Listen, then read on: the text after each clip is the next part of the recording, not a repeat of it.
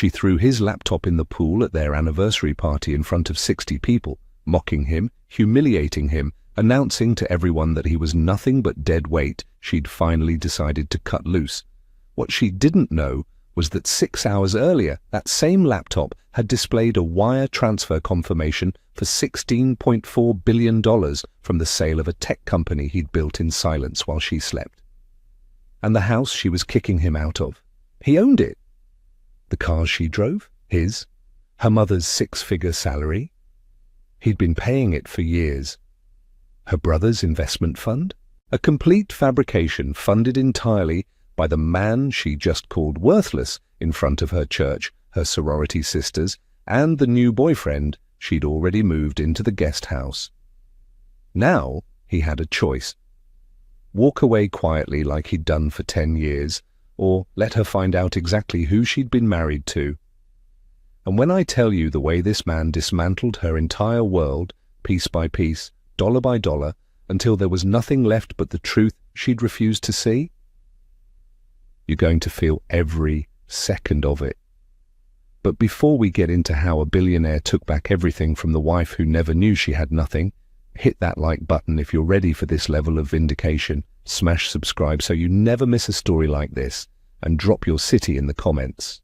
I want to know where you're watching from today. New York? Atlanta? LA? London? Let me know. Now let me take you back to where this all started, to a Saturday evening in View Park, Los Angeles, where a man named Marcus Thompson pulled into his driveway holding the secret that would change everything and walked straight into the worst night of his marriage. Marcus Thompson pulled into the circular driveway of his View Park mansion at 6:45 on a Saturday evening in April, the wire transfer confirmation still glowing on his laptop screen. $16.4 billion, cleared at 11 that morning. He had planned to tell Vanessa tonight after the guests left, after the anniversary cake was cut and the champagne bottles were empty, and it was just the two of them in the silence of their home. He had imagined her face when he showed her the Microsoft acquisition documents, the way her eyes would widen when she understood what he had built in their garage while she slept upstairs in the silk sheets he paid for. But as he stepped out of his 2015 Camry and heard the laughter spilling over the back fence, something in his chest tightened. The party was already in full swing. Marcus grabbed his laptop bag from the passenger seat, the Goldman Sachs manila envelope visible through the open zipper, and walked through the side gate into the backyard. 60 people crowded around the pool, glasses of champagne catching the golden light of early evening. Vanessa's Delta sorority sisters clustered near the outdoor bar, their laughter sharp and performative. Her mother Diane held court by the rose garden, gesturing with her wine glass as she told some story to the neighbors. Trevor, Vanessa's younger brother, stood near the grill with a beer, nodding along to whatever Kendrick was saying. Kendrick. Marcus stopped at the edge of the patio and stared at the man sitting in his chair, the wrought iron seat positioned at the head of the pool where Marcus usually sat during their summer gatherings. Kendrick Hayes, personal injury lawyer, billboard on Crenshaw, Vanessa's boyfriend for the past 2 months. His arm was around Vanessa's waist. She saw Marcus first. Her smile didn't falter, but something cold flickered in her eyes. She stood, smoothing the front of her white cocktail dress, and picked up a champagne glass from the table beside her. The conversations around the pool began to quiet. Vanessa raised her glass. Her voice carried across the yard, bright and theatrical, the way she spoke when she wanted everyone to hear. "Well, look who finally decided to show up. I was starting to think you forgot about our anniversary, Marcus." A few people laughed, not kindly. Marcus set his laptop bag down on the patio table and said nothing. Vanessa's smile widened. She turned to address the crowd, her sorority sisters already leaning in with anticipation. 10 years, she said. 10 years of carrying this marriage. 10 years of building a life while my husband played computer games in the garage. More laughter. Diane raised her own glass in agreement. Marcus saw his Aunt Ruby standing near the back fence, her face tight with worry. His cousin Jamal stood beside her, jaw clenched. They had flown in from Atlanta for the anniversary. They didn't belong in this crowd, and Diane had made sure they knew it from the moment they arrived. Vanessa took a sip of champagne, then set the glass down with a delicate clink. "But I have an announcement to make tonight. Something I've been thinking about for a while now." Marcus felt the shift in the air, the way predators sense blood. "I'm filing for divorce," Vanessa said. Her voice was bright, cheerful, like she was announcing a vacation. "And Marcus needs to get out of my house by Monday." The crowd erupted. Some gasped, some cheered. Vanessa's sorority sisters squealed and rushed forward to hug her.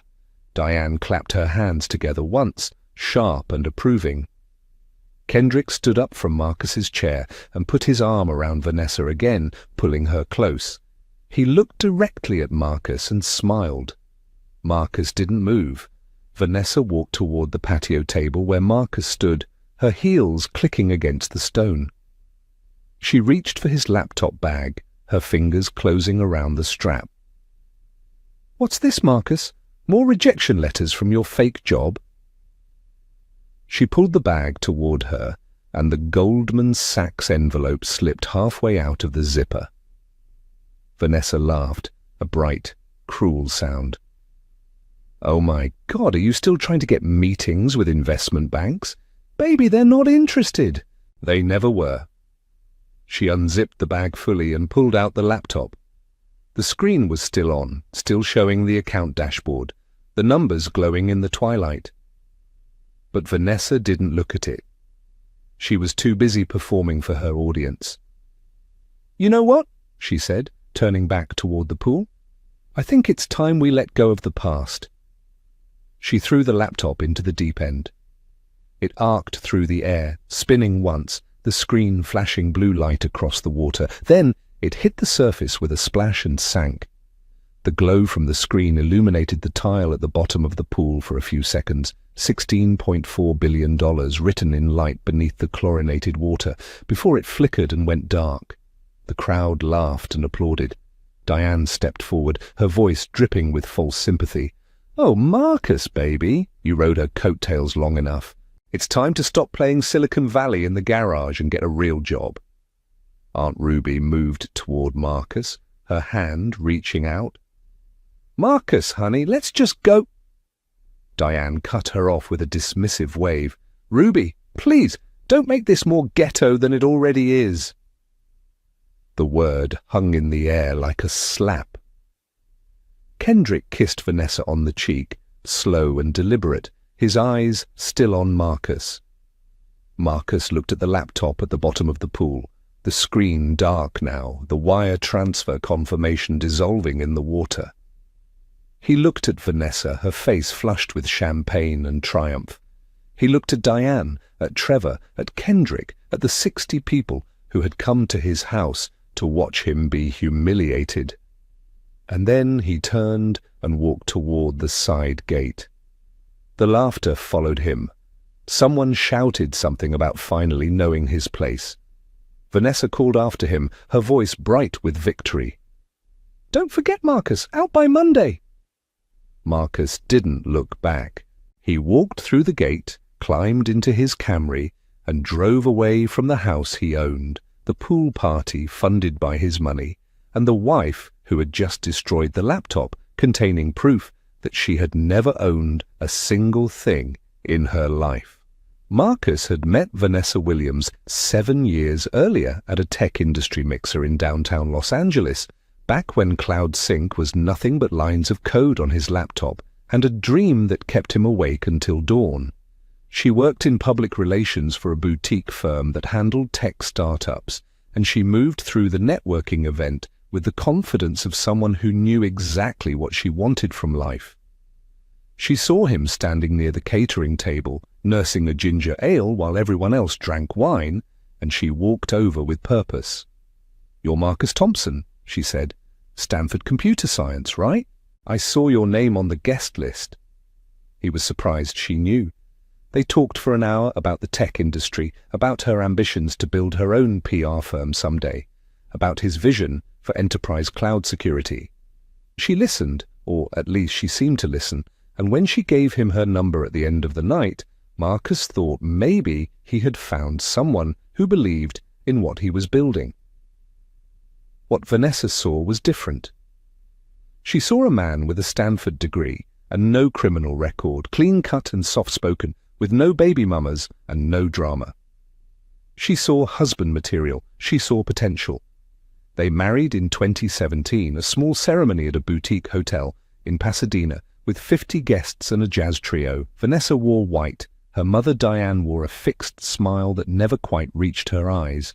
From the beginning, Diane made it clear that Marcus was not what she had envisioned for her daughter. She owned 3 rental properties in Ladera Heights and worked as a real estate agent, and she wielded both facts like credentials of superiority.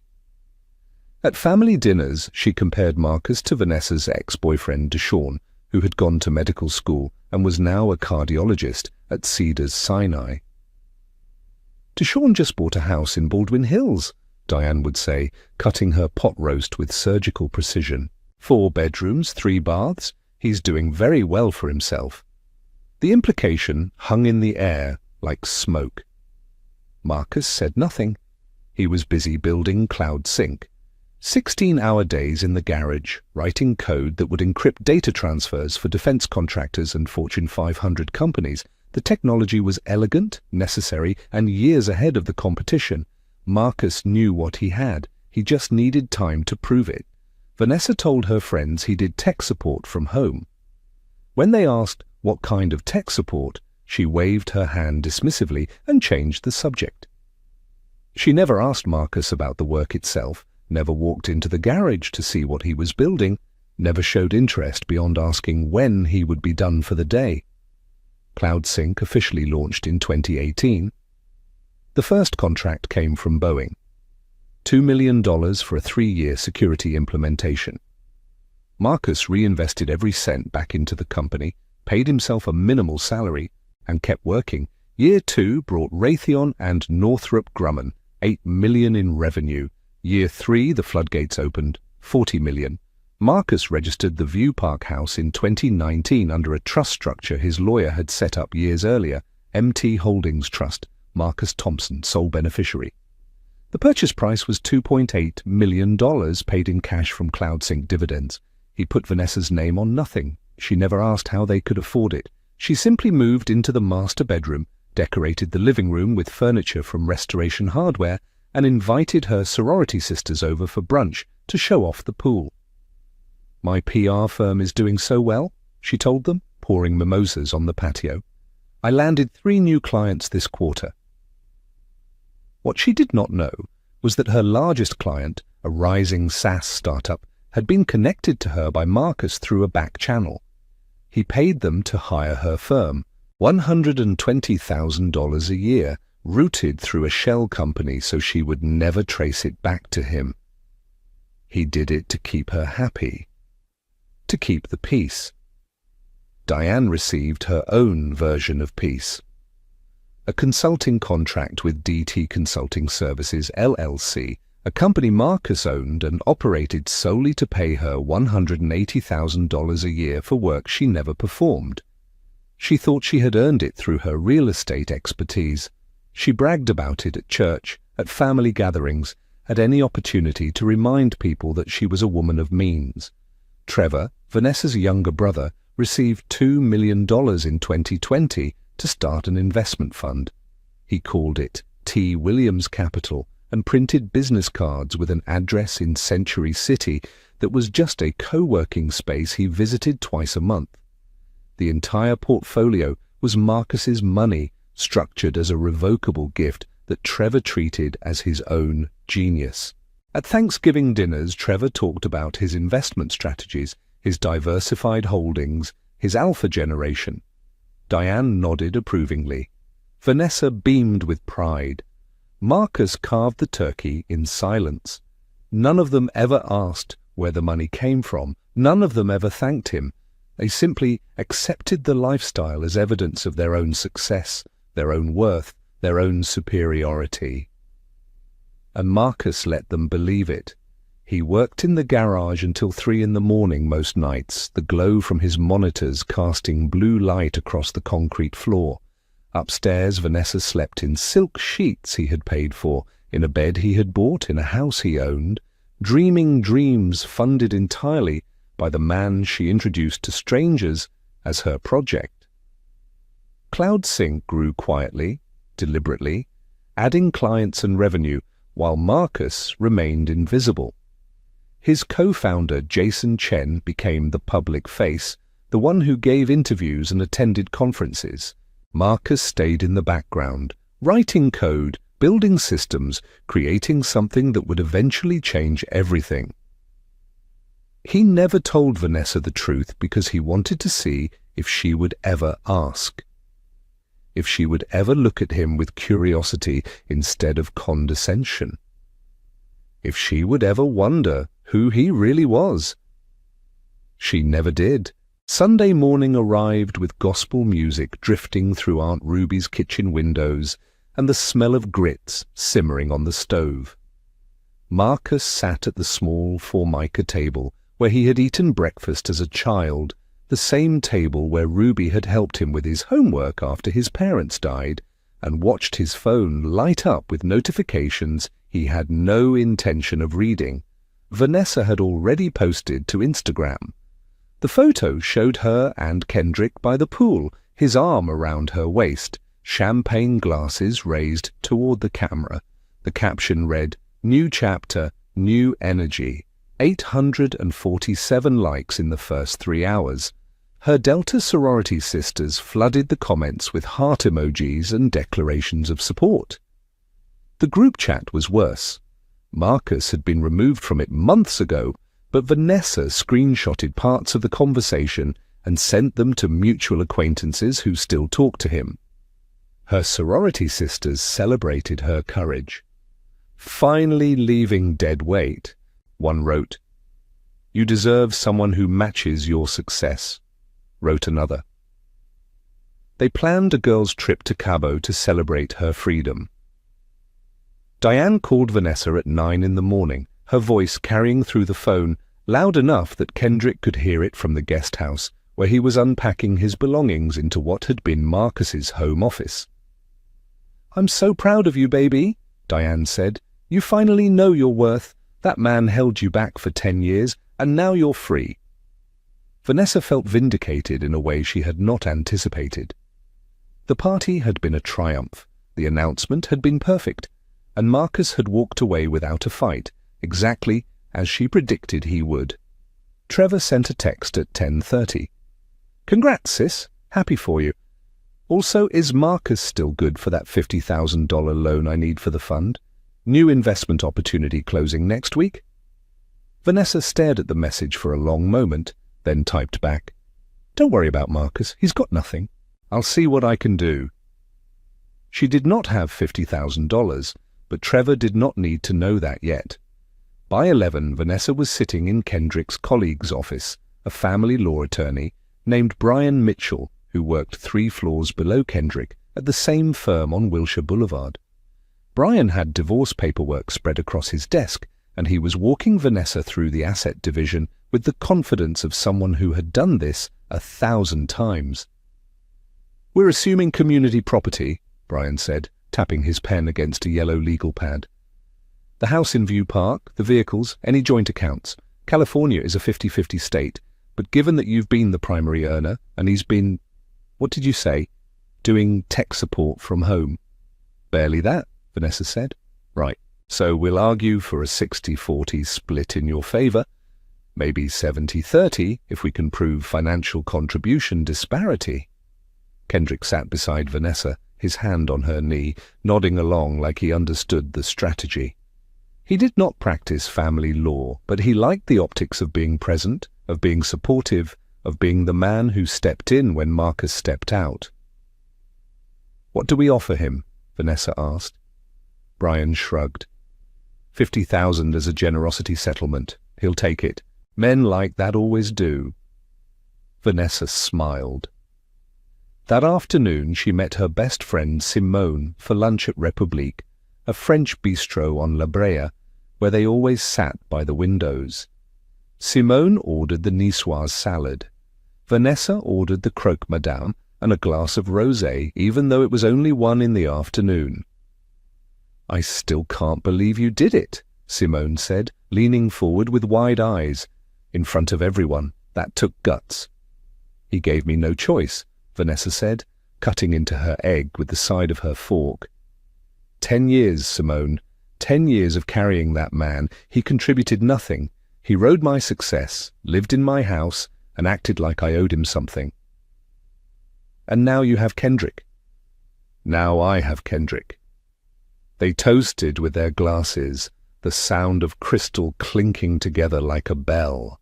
Across town, Marcus sat in Aunt Ruby's living room and made phone calls.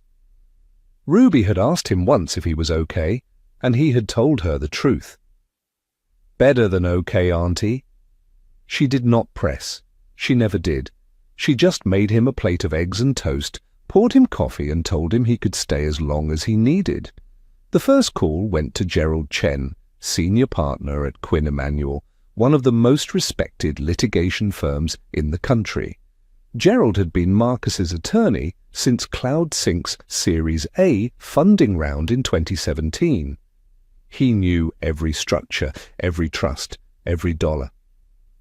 "I need you to prepare documents," Marcus said. His voice was calm, measured, the same tone he used when debugging code. Trust actions, asset freezes, contract terminations, eviction proceedings, all of it. Gerald was silent for 3 seconds. Then, "Are we talking about Vanessa?" "Yes." "When do you want this executed?" "Monday morning." The second call went to Rebecca Okonkwo at Goldman Sachs Private Wealth Management. She had managed the Microsoft acquisition, structured the post-sale liquidity, and moved $16.4 billion into accounts that Vanessa did not know existed. "Rebecca, I need a dependency map," Marcus said. "Everything that runs on my money. The house, the cars, Diane's consulting contract, Trevor's fund, Vanessa's credit cards. I want to see it all on paper." Rebecca did not ask why. She had worked with enough billionaires to know when a client was preparing for war. "I'll have it ready by tomorrow morning." The third call went to his accountant, a man named Howard Chen, who had been doing Marcus's taxes since CloudSync's first year. Howard confirmed what Marcus already knew. There were no marital assets. Everything predated the marriage or sat in trusts Vanessa had never been named in. Monday morning, Marcus sat in Gerald's office and signed a stack of documents 2 inches thick. Eviction notice for 3847, Presidio Drive, View Park. Freeze order for all authorized user credit accounts. Termination notice for DT Consulting Services, LLC. Demand letter for revocable gift reclamation, T. Williams Capital Fund. Counter motion in divorce proceedings. Attachment of trust documents and financial records. Gerald watched him sign the last page, then set down his pen and folded his hands on the desk. "Are you sure you want to do this?" he asked. Marcus looked up. His face was calm, his voice steady. "I gave her 10 years to see me," he said. "She chose not to?" Gerald nodded once. "I'll need 2 hours to verify the mechanisms. Meet me at the office at 11. Marcus stood, shook Gerald's hand, and walked out into the morning light. The cascade was about to begin. The Goldman Sachs Private Wealth Management office occupied the 42nd floor of a glass tower in downtown Los Angeles, with floor-to-ceiling windows that overlooked Grand Park and the Civic Center beyond. Marcus arrived at 11 exactly, wearing the same clothes he had worn to Gerald's office that morning, and took the private elevator reserved for clients whose portfolios required discretion. Rebecca Okonkwo met him in the lobby, her hand extended, her smile professional and warm. She was 47, impeccably dressed in a navy suit, and she had been managing Marcus's CloudSync dividends since the company's first profitable quarter in 2018. She knew exactly what he was worth because she had structured the Microsoft deal herself. Gerald was already in the conference room when they entered, his briefcase open on the table, documents arranged in neat stacks. Rebecca closed the door and gestured for Marcus to sit. "Before we begin," she said, settling into the chair across from him. I want to confirm that you understand the scope of what we're about to discuss. The information in this room stays in this room unless you authorize its release. Marcus nodded. Rebecca opened her laptop and turned the screen toward him. The Goldman Sachs private client dashboard loaded, a minimalist interface in black and gold. She entered her credentials, navigated through 2 security layers, and pulled up Marcus's primary account. The number appeared on the screen in a single line of text. $16,437,000,000. Liquid. Cleared. Marcus had seen the wire transfer confirmation on his laptop before Vanessa threw it in the pool, but seeing it here, in this formal setting, with his attorney and financial advisor watching his reaction, made it real in a way it had not been before. The transfer cleared Friday morning at 11:04, Rebecca said. Her voice was calm, factual, the way a surgeon might describe a successful operation. Microsoft acquired CloudSync Technologies for $22.4 billion total. You own 73% equity. Your co-founder, Jason Chen, holds 22%, and the remaining 5% is distributed among early employees per the original operating agreement. She pulled up a secondary screen showing the equity breakdown in a pie chart. Marcus's slice dominated the circle. After capital gains tax at the federal and state level, your net proceeds come to $16.4 billion. The funds are currently held in a diversified portfolio, 40% Treasury securities, 30% municipal bonds, 20% blue-chip equities, 10% cash equivalents. We can adjust the allocation based on your preferences, but for now, the priority was preservation and liquidity. Marcus studied the numbers. Everything was exactly as it should be. Gerald cleared his throat and slid a folder across the table. While Rebecca was finalizing the acquisition, my team spent the weekend building this. He opened the folder to reveal what he called the dependency map. It was a single-page flowchart that showed every asset Vanessa believed she owned, every income stream her family thought they controlled, and the single point of origin for all of it. Marcus Thompson, the View Park House at 3847 Presidio Drive. Purchase price $2.8 million. Titled in MT Holdings Trust established 2019. Marcus Thompson, sole beneficiary. Vanessa Williams Thompson, zero ownership interest, the vehicles. A Range Rover Sport leased under MT Holdings Trust. A Mercedes sedan leased under the same entity. Monthly payments $1,700 combined. Auto drafted from Marcus's operating account. Diane Williams's consulting contract. DT Consulting Services LLC, a shell company Marcus created in 2018 for the sole purpose of paying his mother-in-law to stay quiet. $180,000 per year, zero services rendered. Marcus Thompson, 100% owner. Trevor Williams's investment fund. T. Williams Capital, $2 million in assets, all of which originated as a revocable gift from Marcus in 2020. The legal structure made it clear Trevor had no claim to the money. Marcus could reclaim every dollar with a single demand letter. Vanessa's credit cards, American Express Black, Visa Signature, MasterCard World Elite. All authorized user accounts. Primary cardholder, Marcus Thompson.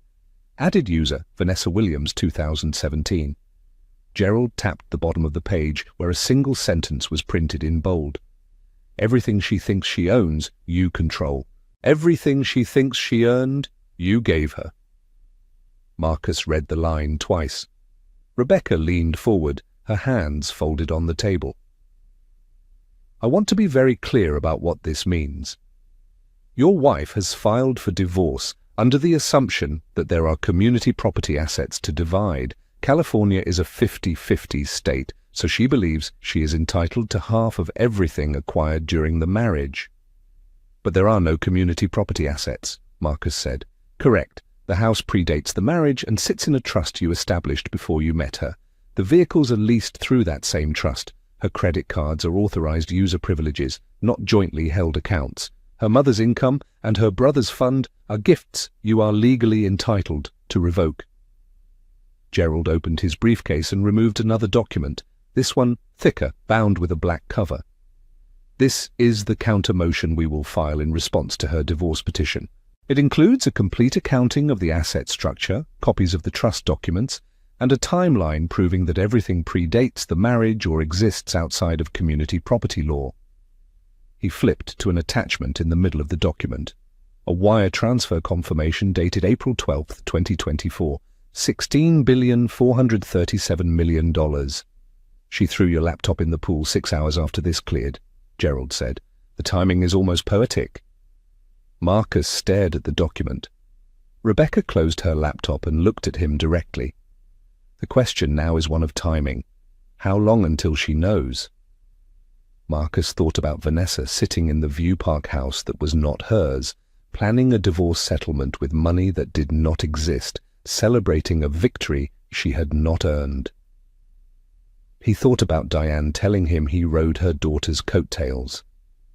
He thought about Trevor asking for another loan. He thought about Kendrick sitting in his chair. "However long I want," Marcus said. Rebecca smiled, a small, knowing expression. "Exactly." Gerald closed the counter-motion and slid it back into his briefcase. "Then we proceed on your timeline. Just say the word." Marcus stood. He walked to the window and looked down at the city 42 floors below. The streets were full of people who had no idea that the man standing in this office controlled more wealth than most of them would see in 100 lifetimes. He turned back to Rebecca and Gerald. "Start Monday morning," he said. "I want to watch it unfold piece by piece." At 2 o'clock that same Monday afternoon, Marcus sat at the head of a conference table on the 28th floor of Quinn Emanuel's downtown Los Angeles office. The room was steel and glass, modern and cold, designed for the kind of litigation that destroyed companies and ended careers. Gerald stood at the front of the room beside a whiteboard, a dry erase marker in his hand. Rebecca Okonkwo sat to Marcus's left, her laptop open. To his right sat 3 paralegals from Gerald's litigation team, their notepads ready. At the far end of the table sat Patricia Okoro, a trust administrator Gerald had worked with for 15 years, a woman whose entire professional existence revolved around executing legal actions with surgical precision. Gerald uncapped the marker and wrote a single word at the top of the whiteboard: Cascade. "We have 5 business days to execute this sequence," Gerald said, "Monday through Friday. Each action is timed to maximize psychological impact while maintaining complete legal defensibility. Patricia will coordinate the trust-related actions. Rebecca will handle the financial components. My team will manage the legal filings and service of process." He drew a timeline across the board, dividing it into 5 sections. "Monday morning, 9 a.m., Gerald said, writing the time in the first section. "Process server delivers eviction notice to Vanessa Williams at her yoga studio, Luminous Yoga in View Park. She has a standing class Monday, Wednesday, Friday mornings. The notice will state that the property at 3847 Presidio Drive is owned by MT Holdings Trust, that Vanessa Williams is a guest occupant, and that she has 30 days to vacate." Patricia made a note on her tablet. "I'll coordinate with the process server. We'll have photographic confirmation of delivery." Gerald moved to the next section. "Monday, 11 a.m. Patricia, this is your second action. You freeze all credit accounts where Vanessa Williams is listed as an authorized user. She holds cards on 3 of Marcus's accounts: American Express Black, Visa Signature, MasterCard, World Elite. The freeze is immediate. No warning, no grace period." Patricia nodded. "Standard authorized user termination. She'll discover it the first time she tries to use a card. The customer service representative will inform her that she was never the primary account holder." Marcus imagined Vanessa standing at a checkout counter, her card declining, her face flushing with confusion, and then panic. "Tuesday morning, 9 a.m., Gerald continued, writing in the third section. DT Consulting Services, LLC, sends termination notice to Diane Williams. The notice will state that her consulting contract is void effective immediately, that she will receive a final paycheck covering 14 days as required by California labor law, and that the LLC is dissolving. No severance, no explanation beyond contractual termination. Rebecca looked up from her laptop. I'll draft the notice and route it through the LLC's registered agent. FedEx overnight delivery to her Ladera Heights address. Wednesday, 10 a.m., Gerald said. My firm sends a demand letter to Trevor Williams regarding the revocable transfer of $2 million to T. Williams Capital Fund. The letter will state that the transfer was a gift, that the gift is revocable under California law, and that we are demanding full return of the principal within 72 hours. If he fails to comply, we initiate civil recovery proceedings. One of the paralegals, a young woman named Sarah Chen, raised her hand. What if he doesn't have the liquidity to return $2 million? He doesn't, Marcus said. His voice was quiet, factual. He spent it. Bought a car, paid rent on an office he never uses, funded a lifestyle he can't afford. He has maybe $300,000 liquid, the rest is gone. Gerald smiled. Which means he'll panic, hire a lawyer he can't afford, and realize very quickly that he has no legal leg to stand on. The demand letter isn't about getting the money back. It's about showing him that everything he thought he built was a fiction. He moved to the fourth section. Thursday. We file the counter-motion in the divorce case. This is the largest document in the sequence, 110 pages. Attachment. A. Complete trust documents showing Marcus owns every asset Vanessa believes is community property. Attachment B. Wire transfer confirmation from the Microsoft acquisition, $16.4 billion, cleared 3 days before she filed for divorce. Attachment C. Timeline proving all assets either predate the marriage or exist in separate trusts established before the wedding. Patricia looked at Marcus. What if she tries to contact you when she receives this? Marcus met her eyes. She won't. She thinks I'm broken. She thinks I walked away from that party defeated. It won't occur to her that I'm the one doing this until it's too late to stop it. Gerald capped the marker and set it down. Friday morning, 6 a.m. East Coast time, Goldman Sachs releases a press statement to Forbes, Wall Street Journal, Bloomberg, and TechCrunch announcing the Microsoft acquisition of CloudSync Technologies for $22.4 billion. The statement will name Marcus Thompson as founder and majority shareholder. Forbes will publish their real-time billionaire tracker update by 9 a.m. Pacific. The story will include Marcus's photo from the Microsoft signing ceremony. Rebecca pulled up an image on her laptop and turned it toward the group. It showed Marcus standing beside the Microsoft CEO in a conference room in Redmond, both men smiling, a handshake frozen in time. The photo had been taken 6 days ago. Vanessa had no idea it existed. By Friday afternoon, Gerald said, her phone will be exploding with screenshots from friends and family. Her sorority group chat will go silent. The people who laughed at you on Saturday will realize exactly what they witnessed, and Vanessa will understand that the man she humiliated is worth more than everyone at that party combined. The room was quiet for a long moment. Sarah, the paralegal, spoke carefully. This is legally airtight? No exposure? Gerald shook his head. None. Everything we're doing is lawful termination of authorized privileges, revocation of gifts, and disclosure of pre-existing asset structures. There's no fraud, no hidden assets, no deception. Marcus established these trusts before the marriage. He funded Diane and Trevor out of generosity, not legal obligation. He can withdraw that generosity at will. California law is clear. Patricia closed her tablet. I'll prepare the execution timeline and coordinate with all parties. Everything will trigger on schedule. Gerald looked at Marcus.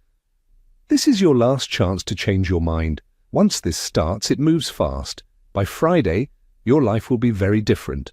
So will hers. Marcus thought about 10 years of being called the help.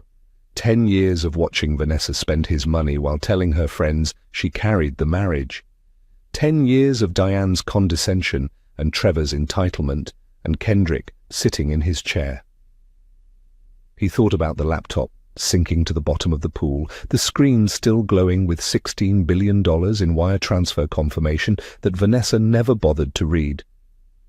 "Let it begin Monday morning," Marcus said. "I'll be watching." Gerald nodded once. "Then we're done here.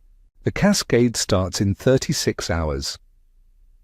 Monday morning at 9:02, Vanessa Williams walked out of Luminous Yoga Studio in View Park, carrying her mat and a green smoothie, still riding the high of her liberation. 3 of her Delta sorority sisters walked beside her, laughing about something one of them had said about manifesting abundance. A man in a polo shirt approached her on the sidewalk, clipboard in hand. "Vanessa Williams?" "Yes." He handed her a manila envelope. "You've been served." Her sorority sisters went quiet. Vanessa laughed, a bright, performative sound.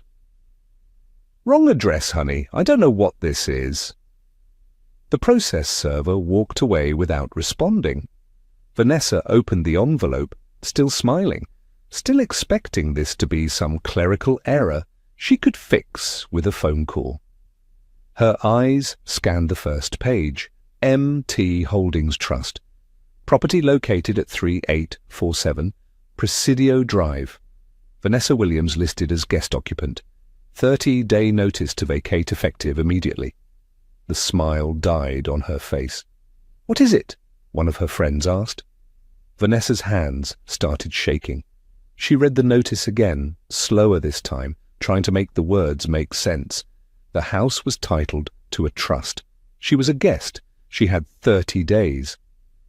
"This is a mistake," she said, pulling out her phone. She called Kendrick. He answered on the 3rd ring. "Babe, I just got served with an eviction notice for my house. It says I'm a guest occupant. What does that even mean?" Kendrick's voice was calm, unconcerned. "It's probably just Marcus being petty. Don't worry about it. We'll handle it." "But it says 30 days. It's a mistake, Vanessa. I'll look into it. I have a client meeting in 10 minutes. We'll talk later." He hung up. Vanessa stood on the sidewalk outside the yoga studio, the eviction notice trembling in her hands, while her sorority sisters exchanged glances that said they did not know what to say. 2 hours later, Vanessa stood at the checkout counter at Erewhon Market in West Hollywood, her cart loaded with $347 worth of organic groceries, kombucha, and imported olive oil. Her friend Simone stood behind her in line, scrolling through her phone. The cashier scanned the last item and said, $347. Vanessa handed over her American Express black card, the card she had used for 7 years, the card that had never, not once, been declined. The cashier swiped it, waited, frowned. "It's not going through. Do you have another card?" Vanessa felt her stomach drop. "Try it again." The cashier tried again. Declined. "That's impossible," Vanessa said. She pulled out her Visa signature.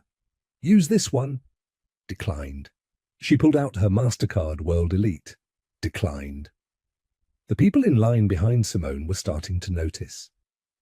Vanessa felt heat crawling up her neck, her face burning. Simone stepped forward. "I've got it. Don't worry about it." "No, Vanessa's voice cracked. "I don't understand. These cards work. I just used one yesterday." The cashier handed the cards back with an expression of practiced neutrality that somehow made the humiliation worse. Vanessa grabbed her purse and ran out of the store, leaving Simone to pay for the groceries. She sat in her Range Rover in the parking lot, her hands shaking so hard she could barely hold her phone, and called American Express. The customer service representative answered with professional courtesy. "American Express, how can I help you?" "My card was just declined and I need to know why," Vanessa said. "This is Vanessa Williams, account ending in 4682. There was a pause, keyboard clicking. "Ma'am, I show that you're an authorized user on this account. The primary account holder has frozen all authorized user privileges effective this morning." Vanessa's vision blurred. "I am the primary account holder." "No, ma'am. Marcus Thompson is the primary account holder. You were added as an authorized user in March of 2017. The words hit her like cold water. That's not. I've had this card for years. I'm not just an authorized user. The account records show you were added as an authorized user with spending privileges. Those privileges have been revoked by the primary account holder. Is there anything else I can help you with today? Vanessa ended the call and sat in the parking lot, hyperventilating, while shoppers walked past her car, carrying bags of groceries she could no longer afford. Tuesday morning, Diane Williams stood in her kitchen in Ladera Heights pouring her second cup of coffee when the FedEx truck pulled up outside. She signed for the envelope, opened it at her kitchen table, and read the single page inside. DT Consulting Services LLC. Termination of consulting contract effective immediately. Final paycheck $15,000 covering 14-day notice period as required by California labor law. No severance. The LLC is dissolving. Diane read it 3 times. She had worked for DT Consulting for 6 years, $180,000 a year. She had told everyone at Greater Hope Baptist about her consulting work, about her business acumen, about her success. And now it was gone. She called Vanessa. The phone rang 4 times before Vanessa answered, her voice hoarse. "What did you do?" Diane said. Her voice was sharp, accusing. "I just got a termination letter from DT Consulting." "What did you do to Marcus?"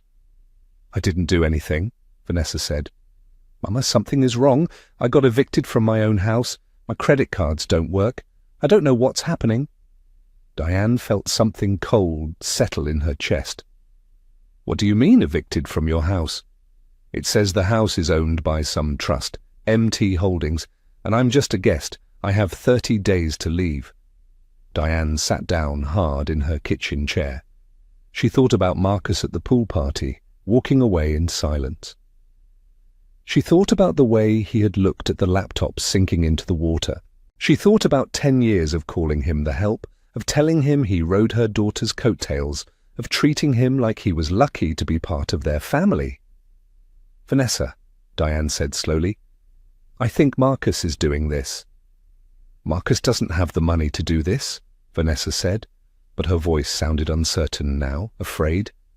"Then who does?" Vanessa ended the call. She sat alone in the View Park house that she now understood was not hers, opened her laptop, and searched for MT Holdings Trust. Nothing. She called 5 lawyers from a list Kendrick had given her weeks ago. Every single one asked for a retainer before they would even review the eviction notice. She could not pay a retainer. Her credit cards were frozen. Her bank account had $4,000 in it. She did not own the house. She did not own the car. She did not own anything. And somewhere, somehow, Marcus knew the cascade had only just begun. Wednesday morning at 10, Trevor Williams signed for a certified letter at the door of his Century City co-working space. He opened it standing in the lobby, still holding his coffee. Demand for return of revocable transfer. T. Williams Capital Fund, $2 million. Civil recovery proceedings begin in 72 hours. Trevor read it twice. Then he called Vanessa. She didn't answer. He called again. Voicemail. He texted, "V, we need to talk now. Got a letter about the fund. Says Marcus wants his money back. Call me." No response. Trevor sat down in the lobby, the letter shaking in his hands, and realized that the investment fund he had spent 4 years bragging about at family dinners was about to disappear. Every dollar, every deal, every client he had promised returns. All of it was Marcus's money, and Marcus wanted it back. Wednesday, at 2 in the afternoon, Kendrick Hayes sat in his managing partner's office on the 18th floor of a Wilshire Boulevard high-rise. David Grossman stood behind his desk, holding a printed Wall Street Journal article, his face carved from stone. "Tell me you're not representing Vanessa Williams in her divorce," David said. Kendrick felt his throat tighten. "I'm helping her with the paperwork.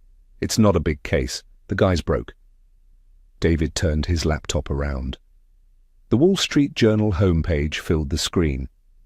The headline read, "Microsoft acquires Cloud Sync for $22.4 billion. Below it, A subheading, Founder Marcus Thompson joins billionaire ranks. Marcus's face stared back at Kendrick from the photo.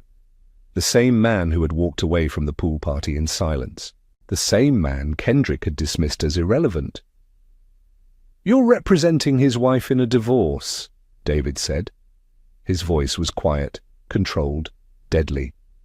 "Against a $10 billion opponent. I didn't know. You're fired from the case, effective immediately. We're not getting sued for malpractice because you couldn't do basic research on your girlfriend's husband." Kendrick opened his mouth. Nothing came out. "Get out of my office," David said. Thursday morning, Vanessa woke up to find a FedEx envelope on her doorstep.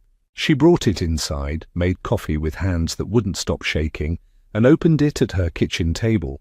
Counter motion in dissolution of marriage. 110 pages. She flipped to the first attachment. Trust documents. MT Holdings Trust. Established 2016. Beneficiary, Marcus Thompson. Assets, residential property at 3847 Presidio Drive, View Park, California. Purchase price $2.8 million. Date of acquisition, April 2019. Her hands went numb. Second attachment, wire transfer confirmation. Goldman Sachs Private Wealth Management to Marcus Thompson. Amount, $16,437,000,000. Date, April 12, 2024. Cleared 11:04 a.m., the day of the pool party, 6 hours before she threw his laptop in the water. Third attachment, timeline, every asset listed with acquisition dates. The house, purchased before marriage. The cars, leased through Marcus's trust. Her credit cards, authorized user status, granted 2017.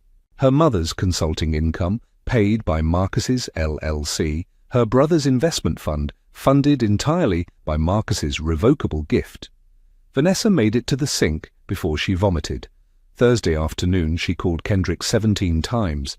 Every call went to voicemail. Finally, his assistant answered his office line. Kendrick Hayes's office. "This is Vanessa Williams. I need to speak to Kendrick. It's urgent." A pause. "Miss Williams, Mr. Hayes is no longer representing you in your case. You'll need to find new counsel." "What? Why?" "I'm not authorized to discuss it. You'll need to speak to Mr. Hayes directly." The line went dead. Vanessa sat on her kitchen floor and screamed into her hands. Friday morning at 6, Forbes published their real-time billionaire tracker update. The notification hit phones across Los Angeles like a shockwave. CloudSync founder Marcus Thompson, the quiet billionaire who built enterprise security from his garage. The article opened with a photo of Marcus at the Microsoft signing ceremony in Redmond, shaking hands with the CEO, both men smiling. The article detailed the acquisition, the technology, the journey from garage startup to $22 billion exit. Vanessa's phone started buzzing at 6:15. Screenshots from friends, screenshots from sorority sisters, screenshots from church members. Her group chat with her Delta sorority sisters went silent after the 10th message. Then someone removed her from the chat entirely. Her Instagram was flooded with comments under the pool party photo. People who had celebrated her liberation now posted snake emojis and asked what she had done. By noon, Vanessa had turned off her phone.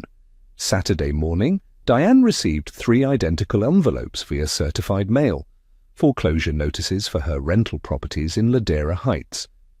Each letter stated the same thing: 90 days past due on mortgage payments, final notice before foreclosure proceedings, 30 days to cure default. Diane had never made a mortgage payment in her life. She had assumed the properties were paid off, that the rental income was pure profit. She called the mortgage company. The representative pulled up the account. "The automatic payments stopped 3 months ago, ma'am. The account they were drafted from was closed." "What account?" "MT Holdings Trust operating account." Diane hung up the phone and sat in her kitchen in Ladera Heights, in the house she thought she owned, and realized she was about to lose everything. Saturday evening, Vanessa sat alone in the View Park mansion that had never been hers. The house was silent. Kendrick had moved his belongings out of the guest house 3 days ago without saying goodbye. Her credit cards sat in a drawer, useless plastic. Her mother wasn't speaking to her. Her brother had stopped answering her calls. She opened her phone and looked at the Forbes article for the 100th time. Marcus's face, calm, professional. A man worth $16 billion standing in a Microsoft conference room while she had called him worthless in front of 60 people. She scrolled to his contact. She had not called him since the pool party. 8 days ago she had thrown his laptop in the water. Now she had no choice. The phone rang twice. He answered. "Vanessa?" His voice was calm, measured. The same voice he had used for 10 years while she tore him down. "Marcus, we need to talk. Please. I don't understand what's happening." There was a long silence. "Meet me at the house tomorrow at noon," Marcus said. Then he hung up. Vanessa sat in the darkness, staring at the phone, knowing that tomorrow everything she thought she knew would shatter completely. Sunday at noon, Marcus Thompson pulled his 2015 Camry into the circular driveway of the View Park mansion he had bought 7 years ago with money Vanessa never knew existed. Her Range Rover sat in the driveway, gleaming in the April sun. The lease terminated 3 days ago, repossession scheduled for Tuesday morning. He sat in the car for a moment, engine off, looking at the house through the windshield. 10 years of his life had been spent inside those walls. 10 years of being called the help, of watching Vanessa spend his money while telling her friends she carried him, of enduring Diane's condescension and Trevor's entitlement, and Kendrick sitting in his chair. Marcus got out of the car and walked to the front door. It was unlocked. He let himself in. Vanessa was waiting in the living room, standing near the couch with her arms wrapped around herself, like she was trying to hold something together that was already broken. She looked like she had not slept in days. No makeup. Hair pulled back in a messy ponytail. Yoga pants and an old Stanford t-shirt that Marcus recognized as his from 15 years ago. Her mother Diane stood behind the couch, her face a mask of fury and fear. Her arms were crossed. Her jaw was set, but her eyes gave her away. She knew. Kendrick was gone. The guest house was empty. The man who had sat in Marcus's chair and kissed Vanessa in front of 60 people had vanished the moment his managing partner showed him the Wall Street Journal article. Marcus walked into the center of the living room and stopped. He did not sit. He stood with his hands at his sides, calm and still, and looked at Vanessa. She opened her mouth to speak. "Marcus, He raised his hand. Not aggressive, just a single gesture that said, "No, not yet. You will listen first." Vanessa's mouth closed, her eyes filled with tears. Marcus took a breath and began. "You spent 10 years treating me like your charity case, Vanessa. You told everyone at Greater Hope Baptist that I was lucky you married down. You told your Delta sisters I was a project.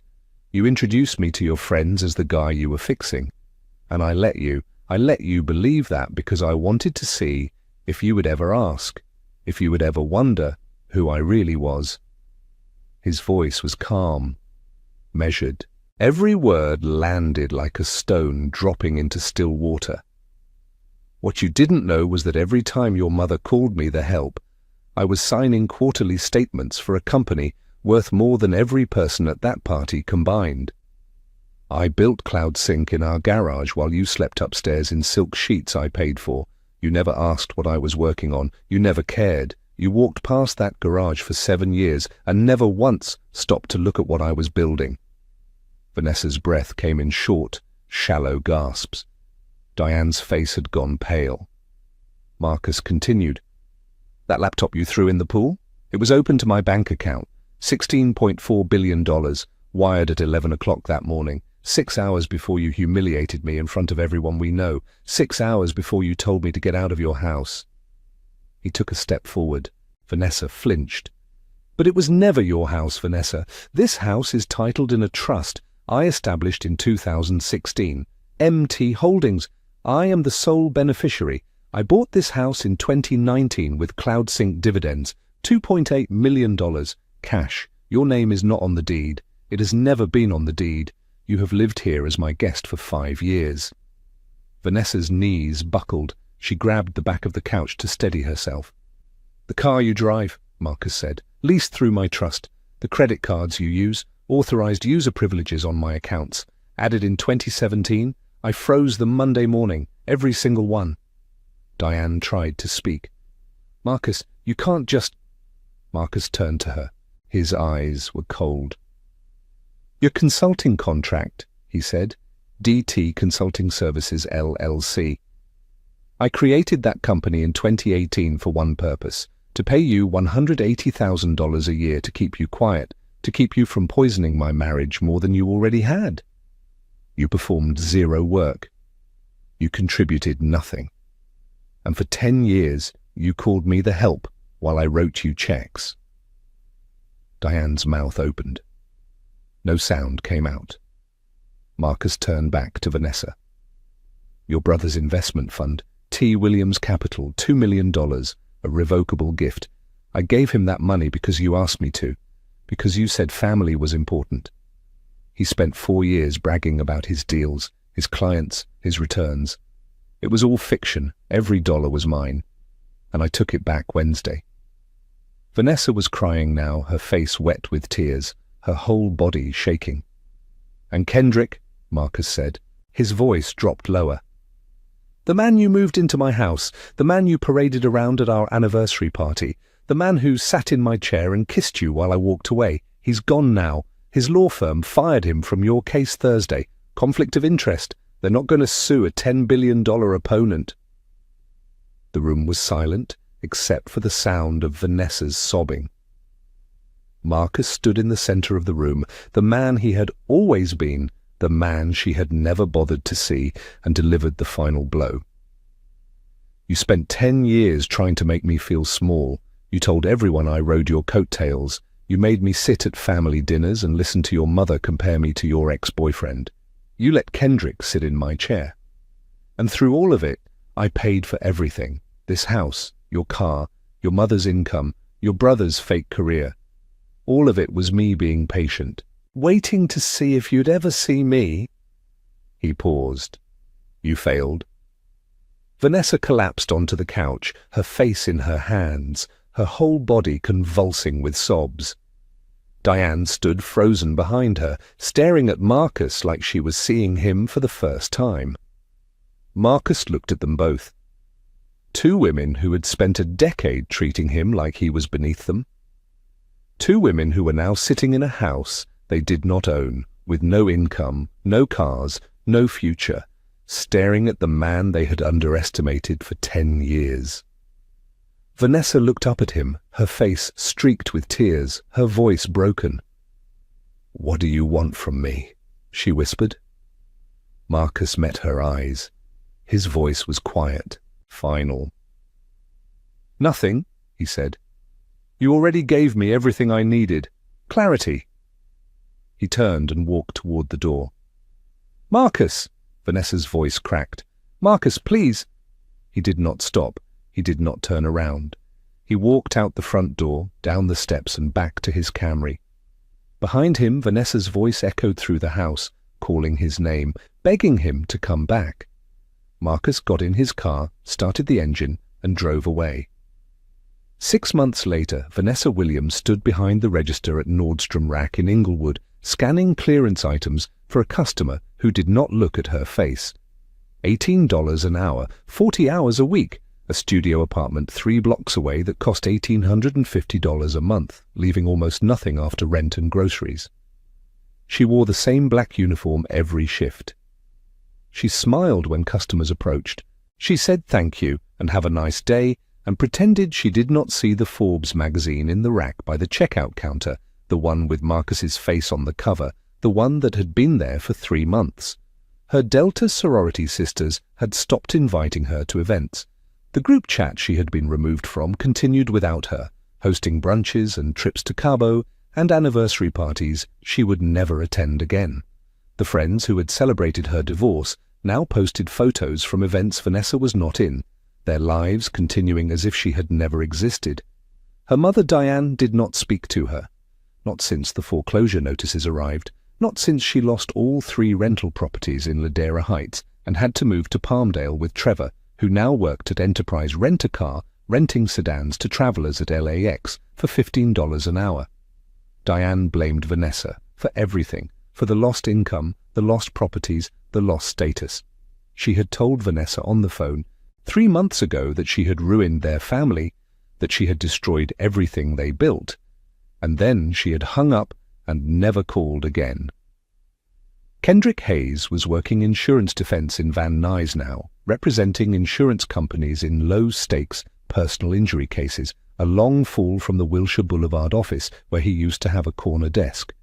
He had narrowly avoided a malpractice lawsuit after his firm discovered he had been living in Marcus's guest house while representing Vanessa in the divorce. He did not return Vanessa's calls. He had moved on. Vanessa scanned another item.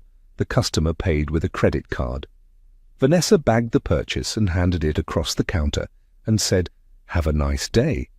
She went home to her studio apartment that night, heated a frozen meal in the microwave, and tried not to think about the View Park mansion or the Range Rover or the life she thought she had built.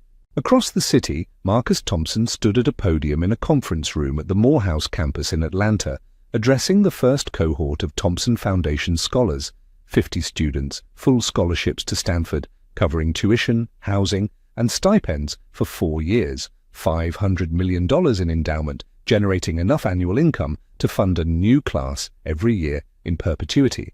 The students sat in rows, listening as Marcus spoke about building in silence, about the importance of creating value before demanding recognition, about patience and humility and the long game. He was not a natural public speaker. He spoke quietly, deliberately, without performance or pretense. But the students leaned forward anyway, hanging on every word, because they understood what he represented. A man who had built a $16 billion company in a garage while the world ignored him. The Thompson Foundation partnered with Morehouse, Howard, and Spelman.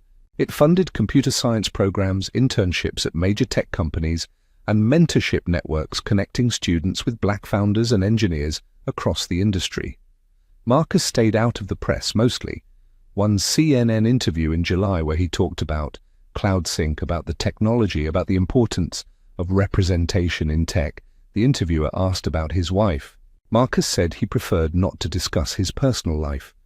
The interviewer moved on. He still drove the 2015 Camry. He still lived modestly. He bought a ranch house in Altadena for $890,000, paid cash, and furnished it with the same deliberate simplicity he had always preferred. In September, he attended a Congressional Black Caucus Foundation gala in Washington. He wore a suit he had owned for 5 years and stood near the back of the room, listening to a panel discussion on voting rights legislation. A woman stood beside him, also listening. She was in her early 30s, wearing a simple black dress, taking notes on her phone. When the panel ended, she turned to him and said something about the Voting Rights Act that made Marcus smile. Her name was Lauren Chen. She worked as a civil rights attorney for the ACLU, litigating voting access cases across the South. She made $180,000 a year, drove a Prius, and lived in Eagle Rock in a one-bedroom apartment she had rented for 6 years. She had no idea who Marcus was. They talked for an hour about her work, about the cases she was fighting, about the districts where voter suppression was worst, and the legal strategies that were working. She was smart, passionate, and completely uninterested in impressing anyone. Marcus asked if she wanted to get coffee sometime. She said yes. They dated for 6 months before he told her about the money. She did not care. She had Googled him by then, had seen the Forbes articles and the net worth estimates, and none of it changed how she looked at him. She cared about the work. She cared about the foundation. She cared about the quiet man who built things that mattered and never needed credit. On a Saturday morning in March, almost a year after the pool party, Marcus drove to a coding boot camp in Compton. The program taught high school students basic programming, web development, and computer science fundamentals. It was funded by donations and run by volunteers, operating out of a community center on Compton Boulevard. Marcus walked in carrying a check for $2,800. The program director, a woman named Clara Washington, met him at the door. "Mr. Thompson," she said, "we got your email. This is incredibly generous." Marcus handed her the check. "It's the cost of a laptop," he said. "I wanted to make sure you could replace any equipment that gets damaged."